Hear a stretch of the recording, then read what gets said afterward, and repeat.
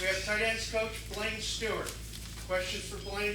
Rick, go ahead. So, Blaine, how long did it take you to just start coaching and not just look around and go, wow, I'm back?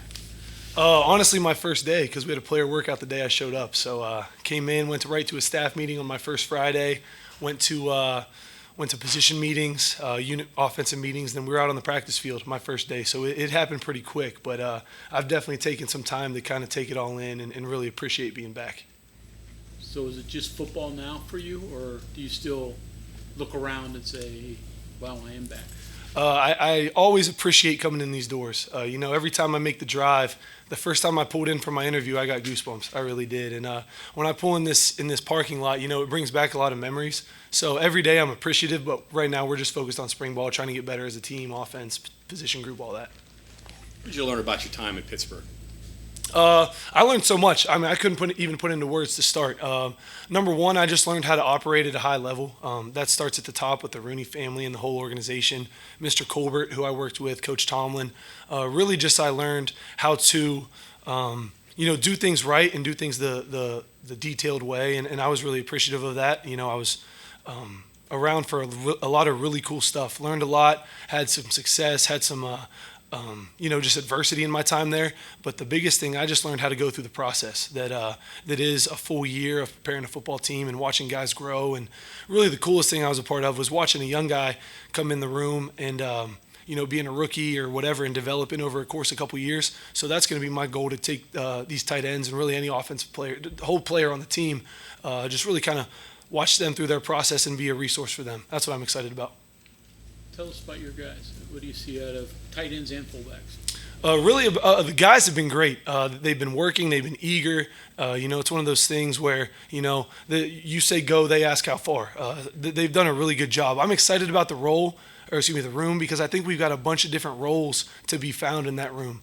I think we've got guys with unique skill sets that can help the offense, and whether it be, Cole Taylor, the big tight end, who can, you see his size immediately and you see his athletic ability. You got Traylon Davis, who played a lot of snaps here last year, and we want to continue to build on that. And then, like you mentioned, the two fullbacks, Luke and Colin, they've done great work, and we're going to try to find a role for them too.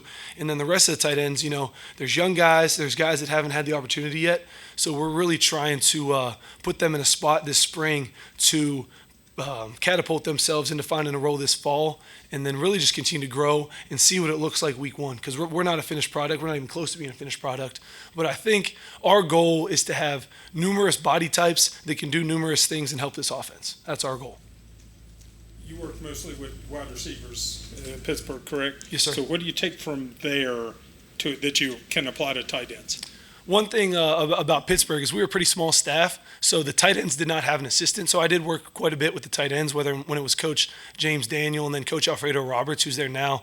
Alfredo Roberts is like a mentor to me. He's one of those guys that I told him my goal in football was to get in the tight end room, because I needed to expand my knowledge and just execution of the run game. So I had been meeting with him for 2 years on tight end play, getting ready for hopefully an opportunity like this. This was just the perfect fit. In terms of the receiver room, was great. Learned a lot in the pass game, all positions, whether it be receivers, tight ends, running backs, quarterbacks, stuff like that. And really just being around high-level football, the players I was around, the scheme I was around in Pittsburgh, I felt good about being able to just, add value here. And that's going to be my goal as a coach on this staff. And then does that carry over a little bit, because one of the goals here is to get the tight ends more involved in the offense, especially in the passing game? Yes, sir, absolutely. Our biggest thing is just finding out a way to help this offense be successful. If it's run blocking, pass protection, making plays down the field, we want to have our hand in all three phases of that, because I'm a firm believer if you don't have a balanced attack, you don't have the ability to truly reach your highest level of an offense. So I think the more we can do with our tight ends, and the more we can do as an offense of spacing guys out and being heavy with our big packages running the ball, and then that sets up play action and stuff with our quarterback run game too. Our quarterbacks really add value with their legs. So I think all of that compounds into a pretty dynamic offense. Back when you were hired, Neil said the only thing you were missing is recruiting experience. Yes, sir. How has that gone so far? Recruiting's been good. We have a great recruiting staff. Trey and Drew, I have met with a lot a lot one-on-one. They have showed me the ropes. We've got an unbelievable staff of student workers and graduate assistants that really my goal has just been to do what they tell me. Honestly, I've tried to ingratiate myself in the tight end position nationally, and I've tried to really emphasize getting roots into my position, my recruiting area that has been finalized. So I'm just excited for getting out there in May. I was out there 2 days in January before the second signing day, so that was a really good experience to get into Northern Virginia and Eastern West Virginia and then get into Indianapolis. So I'm just excited to gain relationships all over the country and really just be receptive to the knowledge that they have because they do an unbelievable job from what I've seen. What do you think Cole Taylor brings to the room that maybe wasn't there last year? I think he brings experience. He's played major college football. He's played in atmospheres that we're going to play in this fall, and I think he brings a mindset of professionalism. He comes to work every day. He doesn't say a lot. Sometimes I feel like I have to pull some stuff out of him to get him going, just to talk, because he's good. He's going to go. He's going to do his work in the weight room, in the training room, all that stuff. He's a true professional. So I think the biggest thing he adds is a mindset that I'm excited about, and he and I have really, got off to a good start. And I think his athletic ability speaks for itself. He runs really well for a big man. He has good ball skills. We're just trying to find a way for him to continue to build, not too fast, but by the end of spring ball, feel very comfortable in every spot in our offense.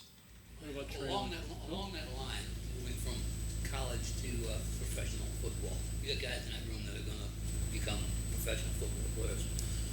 How different is it? How different are they going into a new world when they go to an NFL team?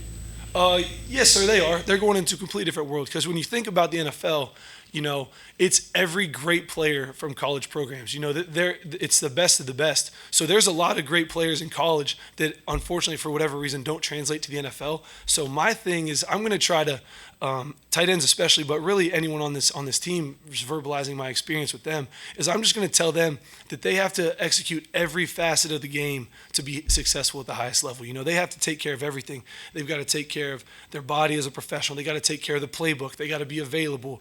They can't be in the training room because if you're in the training room, you don't get reps. And if you're a guy that's not a first-round draft pick, those are the only guys that get kind of a pass when you start. So if you come in third round on, you got to earn your spot. So I think the biggest thing in the jump is just really the level of detail and having to execute day in and day out. So I'm just going to try to provide a framework for that and try to build it in our room, and hopefully it can be contagious across the whole team.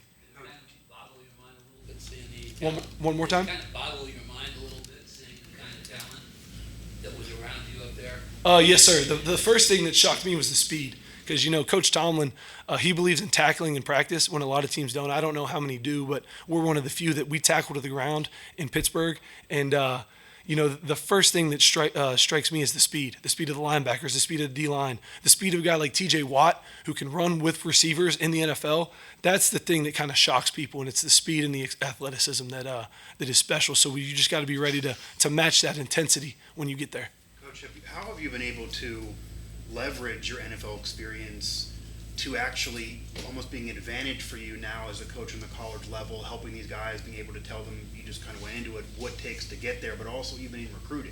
Because I would imagine that despite not having recruiting experience, some recruits out there might actually like hearing from somebody that could tell them, well, this is what you need to do to get to the next level. Has that kind of been an advantage for you, even though you were inexperienced in the recruiting side, and how have you used that? I'm definitely going to use it to my advantage. The biggest thing I think is I want to help these guys achieve their goals, whatever those goals may be. So if their goal is the next level, I've been a part of 5 drafts that evaluated players, went to pro days, had one-on-one draft meetings with guys. It was a really good experience for me to say, guys, this is going to be the process. And if you take care of your business and align these things, it's really boxes to check. Are you going to check these boxes to prepare yourself to just get an opportunity? Because that's all you can really get at the next level. You just want to have an opportunity. It doesn't matter how you get there. First round draft pick, third team as a free agent.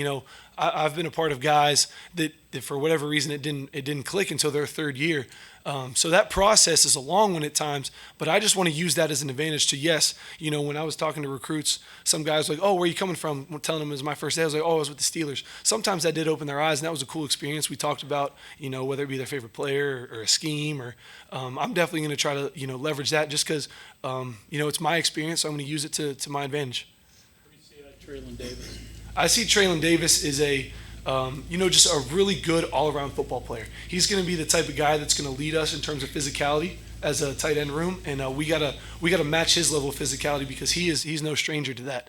I want to lean on him to do that, and I think the more he gets comfortable in his body, because he's finally done gaining weight and he feels good about where he is, the more he feels good about the scheme and where we put him. Everything's going to compound into itself. Being a point of attack blocker, well, then he can be a point of attack play action guy. I'm really excited about his development and first and foremost, just his mindset. He's a tough kid, and I really enjoy working with him day in and day out. How's the transition been from the time? In the NFL, you got unlimited time with the guys. In college, you've got limited time. How has that transition been for you? It's been a good transition. The biggest thing that I've learned is you got to be very efficient with your time. These guys have a lot going on outside of this building, and obviously we're very fortunate.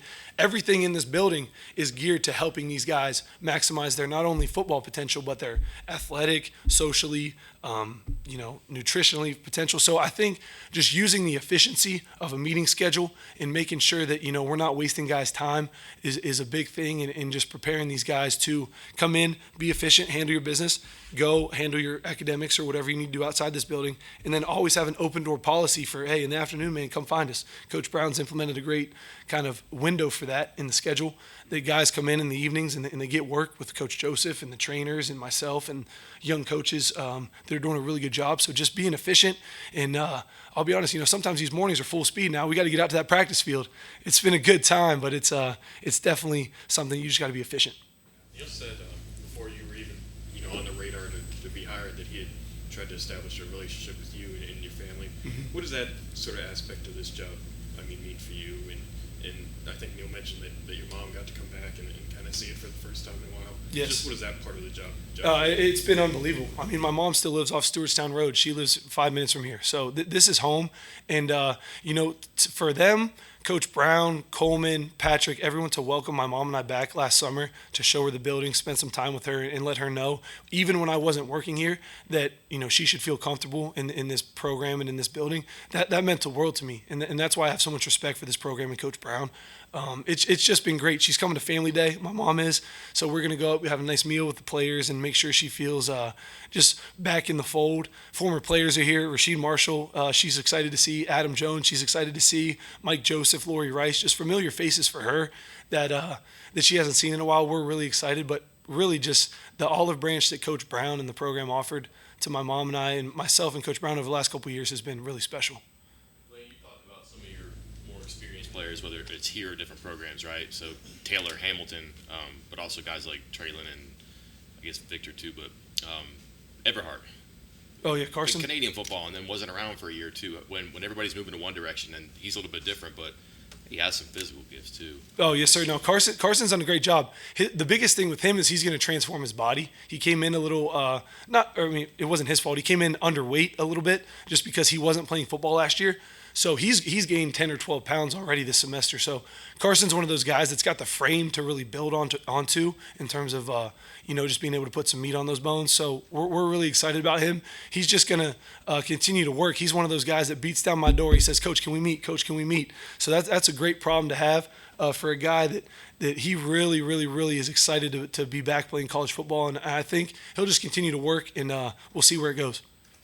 TJ, what do you see of him other than probably making you feel old because you remember his dad? Oh yeah, Torrey. yeah. TJ Johnson's been unbelievable. I always joke with him. I said, TJ, you getting ready for the prom or what? He said, Nah, Coach, I ain't going to prom. So he's done a really good job jumping into this program full speed. He's working out well. He's got a good grasp of the playbook. We're trying to find ways to get him involved. He's another one of those guys that's going to put on some weight coming in. Basically a high school wide receiver, but with the frame to grow into a college tight end. So we're just really pushing him, but it's been really cool because Torrey Johnson, Adam Jones, Rasheed, those are all the guys that were kind of in that first wave of Mountaineer football that changed this place in the early 2000s. And it's cool to have a relationship with not only those three, but so many guys from the past have reached out. And it's been really cool to just kind of almost be a bridge to that era of Mountaineer football.